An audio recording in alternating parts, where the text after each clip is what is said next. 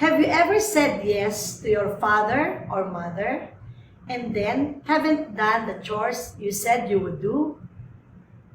God knows our heart. He understands that it is difficult for us to stop playing and do what father or mother tell us. But God wants us to obey, and He is delighted if children obey father and mother. He says, "Children, obey your parents."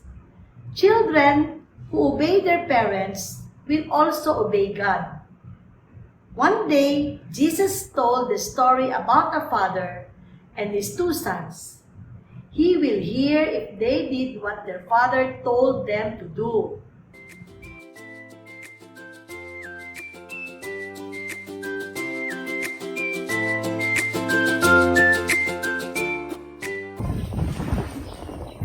This is a story about a father and his two sons.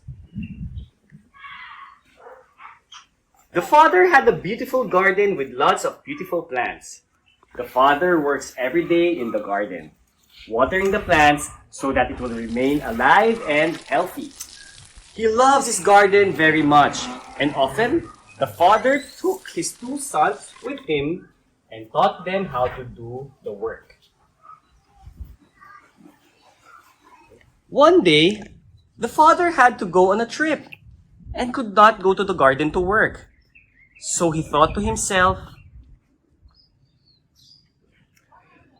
"This is a chance for one of my sons to take care of the garden and show that they can take care of the plants. I need one of them to work in the garden. Nash, come over here, please." Hey, Pops, what's up? Yeah. "I'll be going on a trip and I need you to take care of the garden. Can you do that for me?" What? Why me? I had better things to do, like play Mobile Legends. the father was disappointed that Nash refused to work in the garden. But then he thought, "Oh, I still have my second son, Sean. I'll let him take care of the garden. Sean, come over here, please." Hey, Pops, what's up? "Sean, I'll be going on a trip, so I need you to take care of the garden. Can you do that for me, please?" Oh, sure, Pops, I can do it easily. "Very good, Sean. So now I'll be going. Bye." Bye.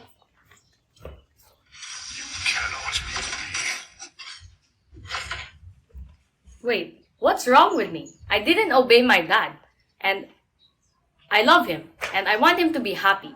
So I will go work in the garden.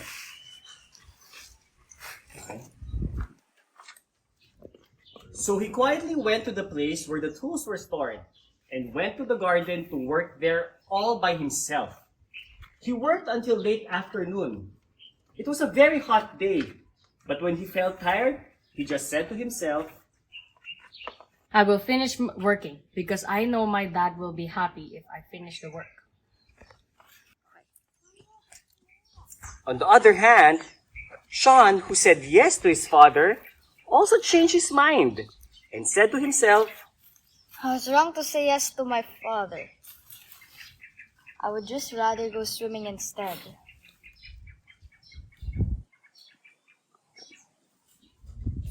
Shall I do all the work in the sun? "Dad, Sean, I'm home." Dad, I know I disobeyed you. Guess what? I did exactly as you said and worked in the garden all day. I finished the job, Dad. "I'm so proud of you, Nash. Good job."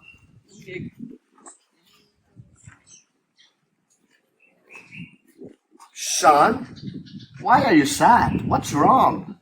I did not do what you told me to. I just swam instead. I'm sorry.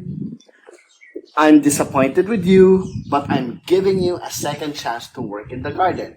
But next time, be sure to be true to your word." Yes, Father.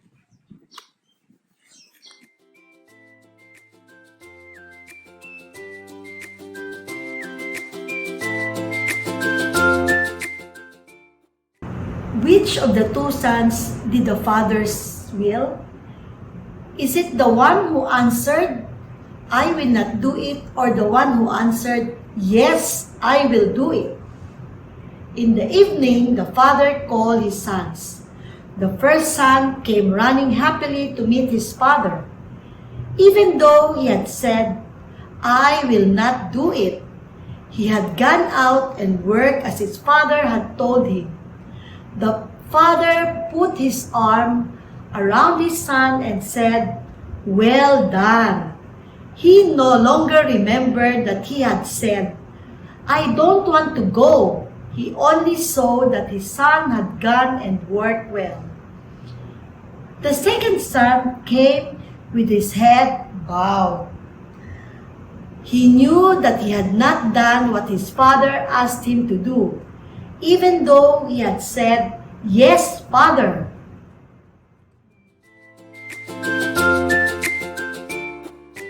The story Jesus told is called a parable.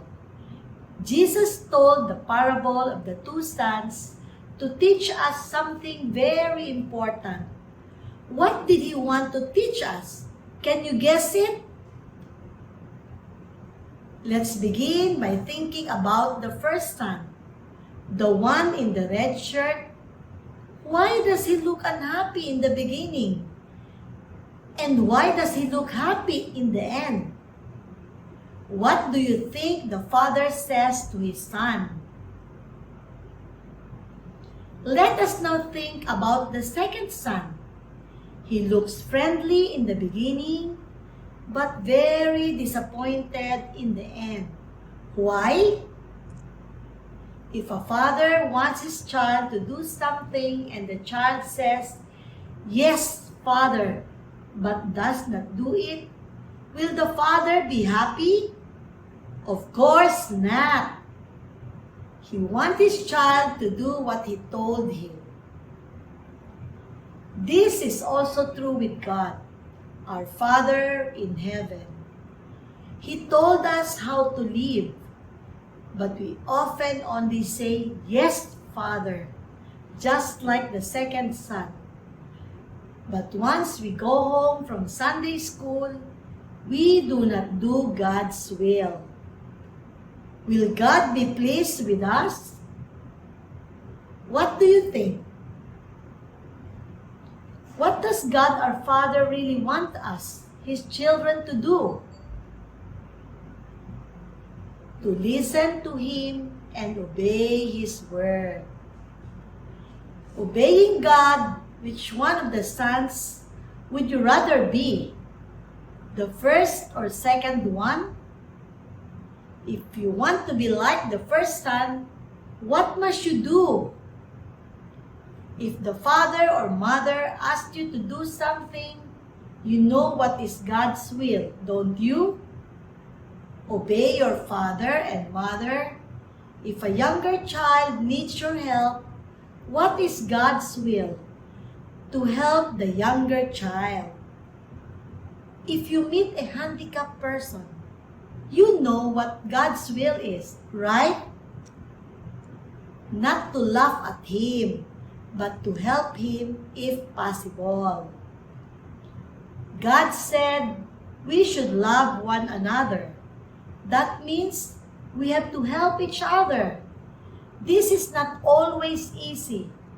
But if we love God, if we love the Lord Jesus, He gives us the strength to do it. Then we will be happy just like the first son was. Because we have done God's will and God is pleased with us.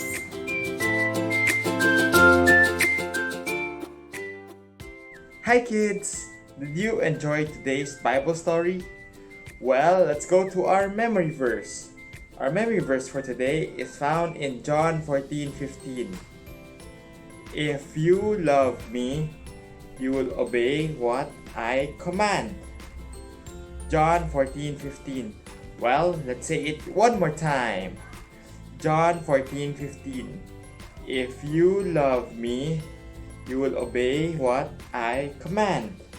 Well, Kids, that's our memory verse for this week. Thank you!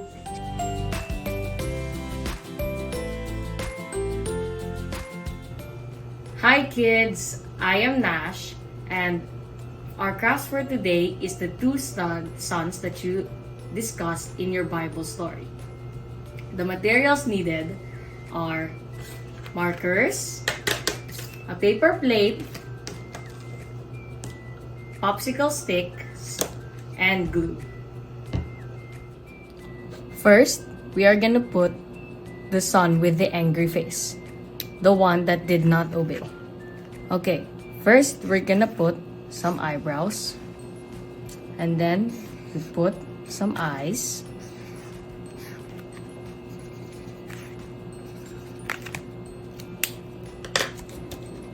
and then you put a nose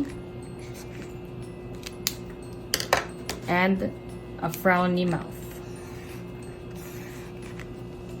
and you put some hair, and then you write down your message. Don't just talk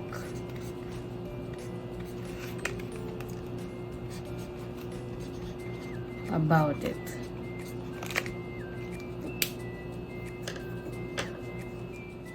Now, we are gonna draw the second son. He is the happy son that obeyed his father. First, you put some eyes, and then you put a round nose, and then you put a nice smiley face. And then after that, you put a heart around it.